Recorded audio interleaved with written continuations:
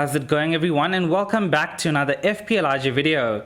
Today we'll be having a look at a wildcard draft for Gaming 24 after the announcement of double Gaming 25 and the possibility of a double Gaming 26. Please give the video a like, it really goes a long way in helping the channel grow, and I am just 30 subscribers away from hitting the 1000 subs mark. So if you'd like to help me get there, consider hitting that subscribe button as well. Now let's get straight into the video. So about an hour or two ago, we were looking at the possibility of 4 teams doubling in Gaming 25. But it's now been confirmed that just Brighton and Man United will have a double Gaming 25. However, according to Ben Crellin, there is still a possibility that one other fixture could drop into double Gaming 25, or they could move into double Gaming 26. There is also chat, and what seems very likely is that Liverpool and Arsenal could have a double Gaming 26 with 1 or 2 other fixtures included in that double gaming as well. That screams for a Mo Salah triple captaincy shout against Norwich and Arsenal. And as I record this video, Egypt has just beaten Ivory Coast with Mo Salah scoring the winning penalty. A reminder that the quarter-final is on the 30th of January. If Egypt and Salah reach the final of AFCON, that final will take place on the 6th of Feb, and Liverpool will play their Gaming 24 fixture on the 10th of Feb. So that should be enough time, I'd say, for Salah to be able to play against Leicester. So with all that information, this is an updated fixture schedule by Ben Crellin. Note that there are still 18 games that need to be rescheduled, and we'll take that into account when making this wildcard draft. I'll leave this up for a few more seconds and then we'll jump onto the actual wildcard draft. 3, 2, 1, so let's go. So the first thing that we want to do is to remove every single player that we do not want on the wildcard draft. And then we'll chat about why we're selecting each and every player. So let's remove all these gens. And let's pick the players that we want in the team. Let's start with the defense. And let's bring in Luca, Digne. I'm keeping my keeper pairing, by the way. Laporte comes in with Cancelo. And to round up the defense, we'll go for Dyer. In the midfield, the king. Mo Salah comes in. Bruno. Who else, mate? Let's go for Mason. And to round up the midfield, your goal. Oh, why did I remove him? Why did I remove the man from the team? Up top, let's go for Ollie Watkins. Richardson. And Armando. Roger. Okay, so this is the wildcard draft that I've come up with. I believe, based on the information that we do have, that this is the best wildcard team in my opinion for Gaming 24. And I'm sure you're wondering what the actual F is going on up top.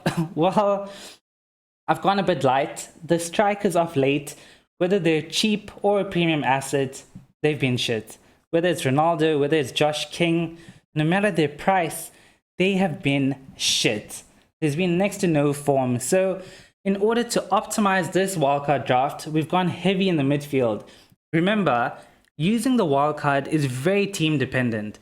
Some teams are horrible currently. Some just want the king Mo Salah back without having to take a -8. Or maybe you're just trying to get both Salah and Bruno in, but your current formation and budget is spread. You just can't do it without the wildcard. I personally think Bruno is the better option compared to Ronaldo, hence this formation.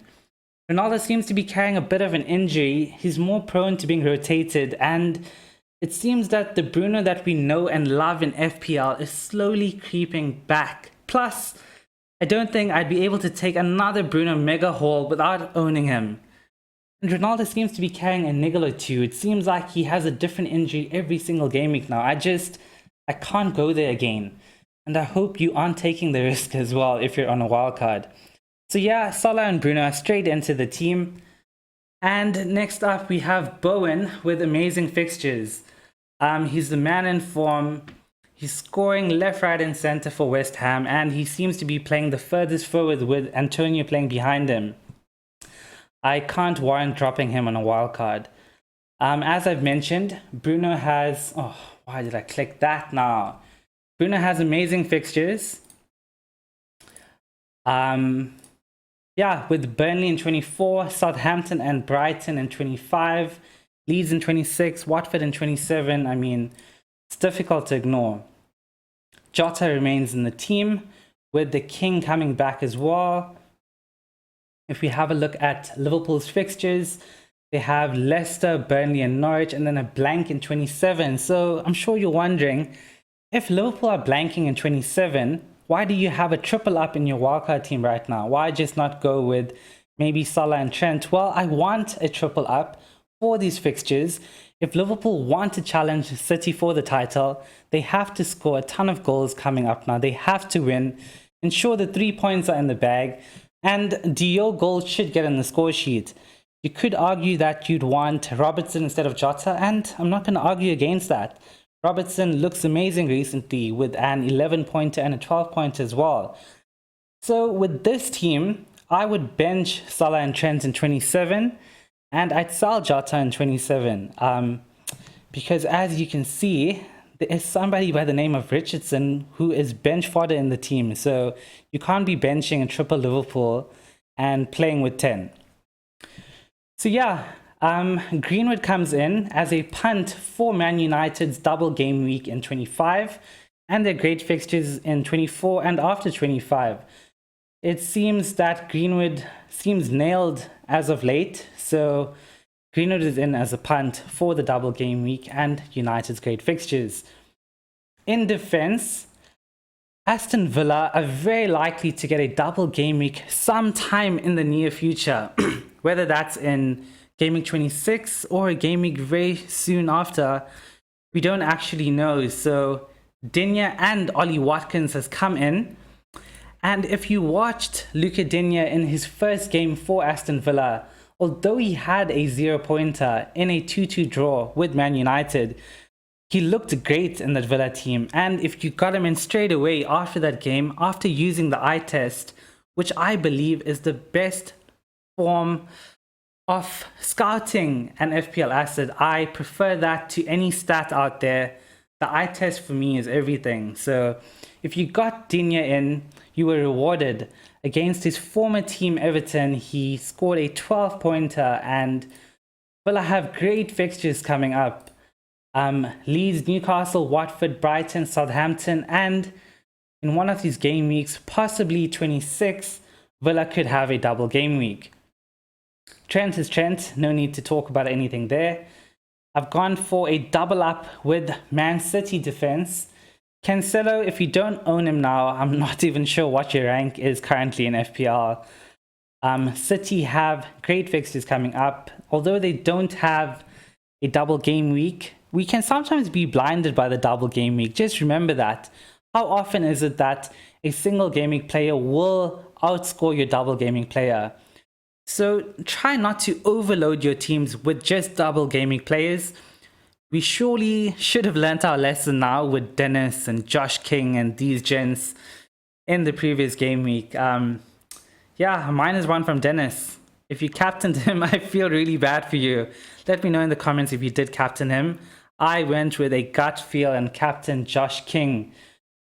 Not too much to speak about, but it's better than negative points, right?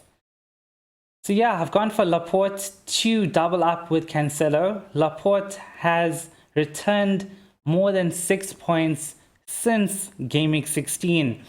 And if you watch my previous wildcard videos, Laporte has been in all the drafts. Dyer comes into the defense.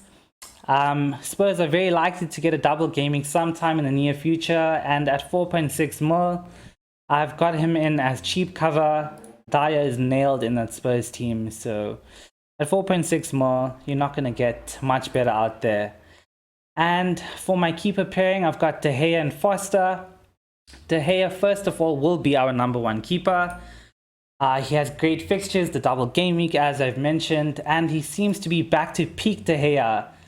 Very unlikely to get 2 points anymore. He's making save after save. Seems he's very likely to get 4 points if United concedes, so De Gea is straight into the team. And if you haven't already heard, but Claudio Ranieri has been sacked by Watford. Watford have a new manager in Roy Hodgson. And he loves Foster. Foster loves him. Foster even rates him better than Fergie. So I would expect Ben Foster to go straight back into that Watford team if he's back from illness. Hopefully he's not back this game week. Remember, we're still in a game week currently with Watford still having to face Burnley. I hope Foster, just stays on the bench for this game week. I've got De Gea with 6 points on my bench. So here's to hoping. I'm sure some of you are hoping for that as well. Up top, as I've mentioned, I've gone very light. I've got Ollie Watkins with great fixtures for Villa, possible double game week. I've got Broja, as I want to remain light, at just 5.2 mil. He has, I wouldn't say the best of immediate fixtures with Spurs and Man United, but he's very likely to double, as you would have seen in the previous graphic earlier in the video. Could that be in 25? Could that be in 26? But Broja is likely to have a double game week, and Richardson will be our bench fodder. So with this team, you will likely play a 4-5-1 for the game week, with Watkins being the one up top. You'd have to do a bit of hokey pokey with this team. So for Game Week 26, I would likely do, not 26, Game Week 25, when Brighton have a double game week, I would sell Watkins for Maupay. Now, you could ask, why not just have Maupay in now and still play the 4-5-1? Well, Maupay has a blank game week in 24, so you could play the 4-5-1 with Broja up top, right? I don't quite like these fixtures. Spurs and then Man United. I would rather have Watkins in now, sell him for Maupay for the double game week, and if Villa double in 26, then I would sell Maupay for Watkins again. Sure, some of you say that's just a wasted transfer. I don't believe it is. I think Watkins could smash it this game week. He has a decent fixture. Just a reminder of that fixture is against Leeds. So yeah, this is the team I would go with. If you're on a wildcard right now, let me know, if you are, how many players you have from this template team. And if you would change anything, are you going to do the hokey pokey? Let me know in the comments below. If you haven't already joined yet, make sure you join the Try Smash FPL Mini League. Follow me on my socials where I'm active every single day, and subscribe to the channel if you enjoy the content here. I will be back, so put your notifications on. Good luck, and remember to FPL responsibly.